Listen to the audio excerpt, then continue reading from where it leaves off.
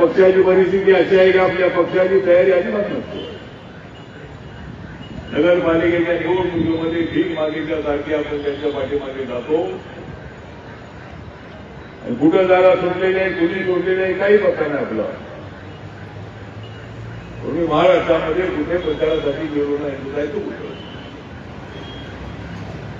या ठिकाणी आपली तयारी असली पाहिजे तर 25, 30, 35 नगरपालिका असेल, 10-12 नगरसेवक निवडून आणण्यासाठी मग तो बौद्ध समाज असेल, मातंग समाज असेल, मराठा समाज असेल, माळी समाज असेल, मुस्लिम समाज असेल, आपली तयारी पाहिजे की आम्हाला इथं 10-12 जागांवर लढायचं आहे. मित्र पक्षांनी जागा दिल्या नाही तर बीजेपीने जागा दिली नाही. ज्या ठिकाणी एकनाथ शिंदेच्या शिवसेनेची ताकद आहे त्यांच्याजवळ युती करायची, ज्या ठिकाणी अजितदादा पवार यांची ताकद आहे ती त्यांच्याजवळ युती करायची. ते आपले मित्र पक्ष आहेत. मी जर कार्यकर्त्यांना सांगितलेलं आहे की आपली युती जी आहे की आपली युती महायुतीमध्ये असणाऱ्या पक्षांसोबतच झाली पाहिजे.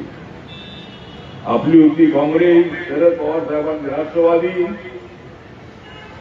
किंवा काँग्रेस पक्ष यांच्यासोबत अजिबात करायची नाही. पण काही ठिकाणी दोन्ही राष्ट्रवादी इकडे टिकेत आलेले आहेत, बीजेपी त्यांच्यासोबत आहे, कुठं कोण कुठं गेलेलं आहे, काय झालेलं आहे, अजिबात काय करायला मांडलं नाही.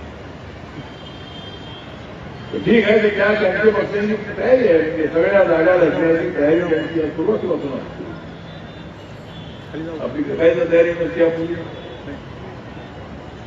म्हणून आता या महानगरपालिकेच्या निवडणुकीमध्ये आपल्याला प्रयत्न करायचा आहे. आपला युवक अध्यक्ष धम्मदत्त गायकवाड आहे, त्याच्या बाबतीत